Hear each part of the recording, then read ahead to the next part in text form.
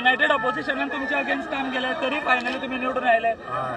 कितें आसा पळय, हांवें म्हजे इतले वर्साचे जे इलेक्शन आसा हांवें केन्ना पयशे लोकांक वत मार म्हूण वाडोवं ना आनी हे हांव केन्नाच करचोच ना, हे केन्ना करचो ना.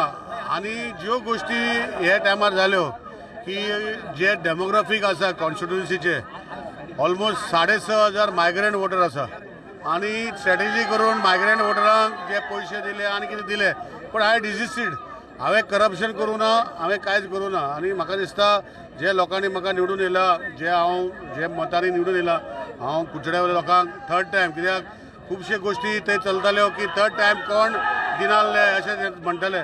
सो हांव जिखून येयलो, हांव लोकांक सगळ्यांक देव बरें करूं. थँक्यू.